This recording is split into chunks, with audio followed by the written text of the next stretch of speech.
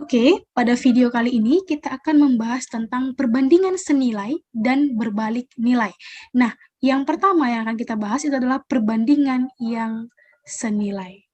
Nah, perbandingan yang senilai ini dikatakan dia perbandingan senilai jika pada komponen pertama adalah A, kemudian komponen keduanya itu adalah B.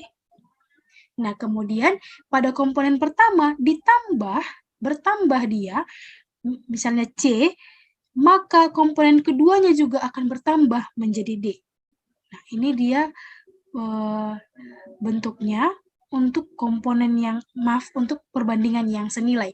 Sehingga kalau seperti ini dapat kita selesaikan menjadi A per C sama dengan B per D. Kenapa? Karena dia adalah perbandingan yang senilai. Jadi kalau salah satu komponennya bertambah, kemudian komponen keduanya bertambah juga, maka itu kita selesaikan dengan perbandingan yang senilai. Nah, kita masuk ke contoh ya, contoh.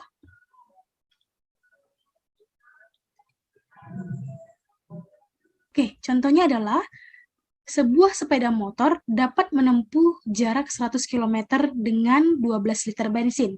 Jika di tangki sepeda motor terdapat 30 liter bensin, jarak yang dapat ditempuh sepeda motor adalah, nah ini dapat kita selesaikan ya. Nah, secara logikanya, kalau 100 km jarak yang ditempuh sepeda motor, dia membutuhkan 12 liter bensin. Nah, kemudian kalau 30 liter bensin yang tersedia pada sepeda motor, yang terdapat di tangki sepeda motor itu, berapa kilometer yang ditempuh? Nah, kita misalkan adalah X kilometer. Ya kan? Berapa kilometer yang bisa ditempuh? Kalau 100 kilometer membutuhkan 12 liter, berarti kalau 30 liter bisa lebih jauh lagi, ya kan? Bisa lebih jauh lagi jarak yang ditempuh oleh sepeda motor. Jadi kalau minyaknya bertambah, maka jarak yang ditempuhnya juga bertambah. Nah, jadi kalau minyak bertambah, jarak yang ditempuh bertambah juga, maka disebutlah dia dengan perbandingan yang senilai. Jadi, ini dapat kita selesaikan dengan menggunakan perbandingan senilai tadi. Maka bisa kita tuliskan menjadi 100 per X ini sama dengan 12 per 30. Kita kali silang, maka di sini menjadi 12X sama dengan 30 dikali 100. Maka X-nya sama dengan 3000 ya per 12. Maka X sama dengan 250 km.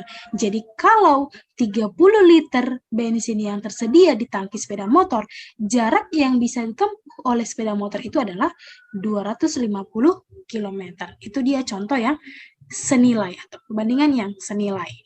Nah, selanjutnya kita masuk ke yang kedua, yaitu perbandingan yang berbalik nilai. Perbandingan berbalik nilai ini kalau komponen pertamanya ya, jika komponen pertamanya itu A, kemudian komponen keduanya B, dengan komponen pertamanya bertambah ya, misalnya C, kemudian komponen keduanya adalah D. Nah, ini perbandingan berbalik nilai ini akan kita gunakan jika unsur pertama bertambah ya, jika unsur atau komponen pertama bertambah dari sebelumnya, mula-mulanya adalah A, kemudian bertambah menjadi C, kemudian komponen keduanya mula-mulanya adalah B, malah berkurang menjadi D, ya, kebalikannya. Yang komponen pertamanya bertambah, A menjadi C, sedangkan komponen keduanya berkurang, B menjadi D. Nah, itu maka kita gunakanlah perbandingan berbalik nilai atau berlaku A per C ini sama dengan D per B. Jadi terbalik dia gitu.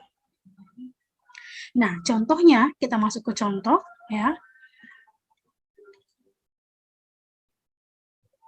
Suatu perusahaan batako membutuhkan 20 orang pekerja untuk membuat pesanan selama 18 hari. Jika banyaknya pesanan tidak berubah dan ternyata pembuat batako hanya 15 orang pekerja, maka berapa lama waktu yang dibutuhkan untuk menyelesaikan pesanan itu? Ya, maka di sini kita selesaikan. Nah, jika 20 orang bekerja untuk membuat batako, maka batako itu dapat selesai selama 18 hari. Nah, berarti kemudian banyaknya batako yang dipesan tidak berubah, ternyata pembuat batako itu ya, jadi pembuat batako ternyata pekerjanya adalah 15 orang, maka berapa hari yang dibutuhkan? Ya, atau X hari. Berapa hari yang dibutuhkan? Berarti kalau semakin sedikit bekerja, berarti semakin banyak waktu yang diperlukan, iya kan? Kalau sebuah pekerjaan itu dikerjakan oleh banyak orang, maka dia akan cepat selesai. Nah, seandainya orang yang bekerja atau pekerja di sini, pekerja pembuat batakonya berkurang, berarti hari yang dibutuhkannya akan bertambah. Nah, ini kebalikannya.